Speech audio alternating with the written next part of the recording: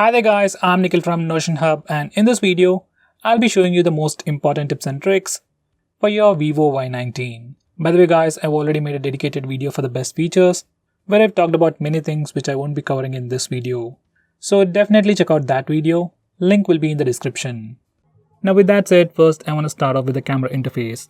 This one offers a lot of cool features, but everything is completely messed up.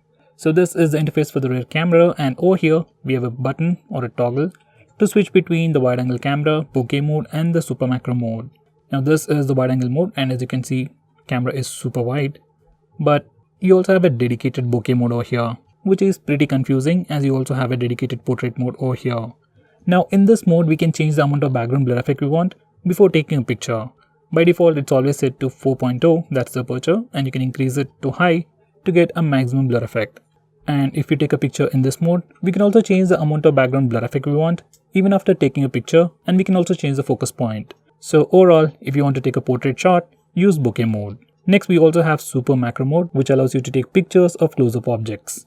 Next, if we go to the regular portrait mode, normally it should be able to take portrait shots, but for some reason as of now, it's not taking portrait shots. You take a shot, it gives you a regular picture just like in the photo mode. On this phone we also get a new option to take portrait shots using the wide angle camera, which is pretty cool, but once again it's not working as of now. By the time you're watching this video, maybe this feature might work. Next you also have a dedicated night mode to take better pictures in low lighting conditions, but honestly I didn't notice much difference. Now if we go to video recording, we can record video with the primary camera and even with the wide angle camera as well. And this phone also supports 4K video recording at 60 fps. We can change the screen resolution or the video resolution from settings right over here. Finally, if you go to the more section, we have some more options. Next, I'm going to show you some camera shortcuts. For that, just go to settings, and over here we have something called shutter. Now first we have touch, and once you enable it, you can just touch the preview screen to take a picture. Next we have a voice shortcut, and once you enable this feature, we can say stuff like cheese, shoot to take a picture. Well, cheese works most of the time. Now the final shortcut is the palm gesture, and once you enable it, you just have to show your palm to take a picture. It's pretty handy to take a selfie. And that's a quick preview. Let me just try that once again. And there we have it.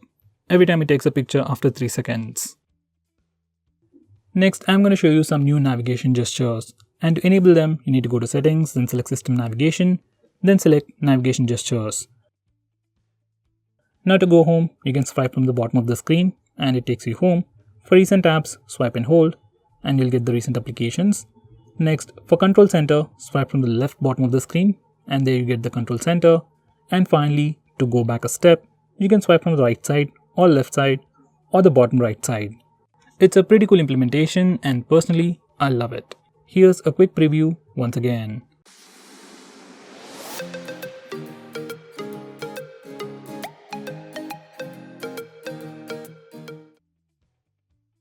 Next, if you're planning to use Face Unlock feature on this phone, I'd suggest you to enable these two toggles. First one is the screen fill light, so that Face Unlock works better even in low lighting conditions.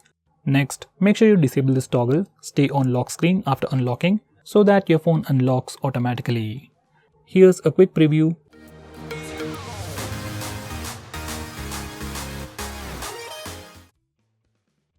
Next, I'm going to show you some important fingerprint gestures. For that, go to settings once again and then select face and fingerprint settings and then enable these two toggles.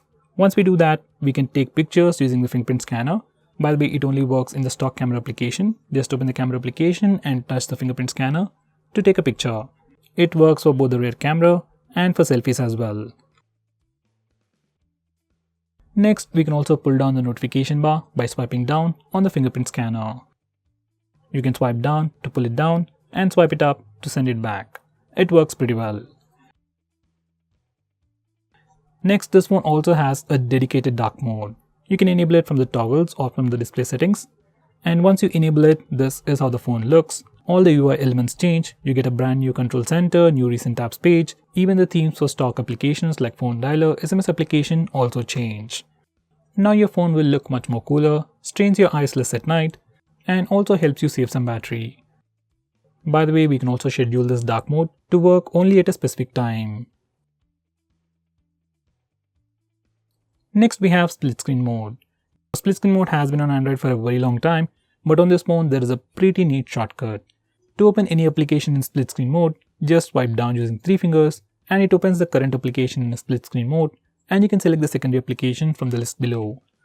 On previous Vivo phones, only the apps displayed in the list are supported, but now almost all the applications support split screen mode. Next, we have a pretty cool feature called Joby Search, and you can access it directly from the camera application in the More section. Now using this feature, we can search for anything by just using your camera application. It's just like Google Lens, but instead it'll search for that product in Flipkart and Amazon. So if you want to buy that product, it's going to be very convenient. Next, I'm going to show you how to record calls automatically on your phone. For that, go to Settings, and now you need to search for System App Settings. Select your phone dialer, and now select Record Settings. Now select Record All Calls Automatically. Once you do that, all the calls will be recorded automatically on your phone. By the way guys, this feature is available in India but might not be available in other countries. So if you can't find this feature, try using a third-party application. Next, I'm going to show you how to change your default apps, whether you want to change your default launcher, browser or so on. For that, first go to Settings, then select Applications, then select Permission Management and Default Apps. Now from this page, you can change your default keyboard, default launcher, that's your home screen, browser, video player, music player and so on. I would definitely suggest you to check this out and change your default applications. Next, I'm going to show you how to take a screenshot on this phone. Like on any other Android phone, you can press the volume down and power button both at the same time to take a screenshot. And it works anywhere, every time. If that's a bit hard for you, we also have the 3-finger screenshot gesture. It's enabled by default, so all you need to do is just swipe up using 3 fingers to take a screenshot.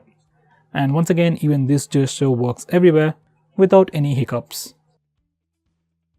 Next, I'm going to show you how to take a long screenshot. For that, first we need to take a normal screenshot. You can either use the buttons or the gesture, and then click Long Screenshot. Now we need to click the next button. Once you're done, click Save, and you'll get a long screenshot. Next, I'm going to show you how to disable the lock screen poster. Now here's a quick preview of the lock screen. Every time you go to the lock screen, you see a different wallpaper. Some people like it, some people hate it. If you're like me, if you want to get rid of it, this is what you can do. Go to Settings and then select Home Screen and Lock Screen Settings. Now select Lock Screen Poster, and just disable this toggle. Once you do that, we have a fixed lock screen wallpaper. So guys, these are the most important tips and tricks for your Vivo phone. If I missed out on anything important, do let me know by commenting below this video, and definitely check out my video on the best features. Link will be in the description. If you're planning to buy this phone, use the link in the description. It always helps the channel. And if you want us to make any specific video, tweet out to us with the hashtag AskGreedyTech on Twitter, and we will try to make it as soon as possible. I'm Nikhil from GreedyTech signing off. Have a nice day.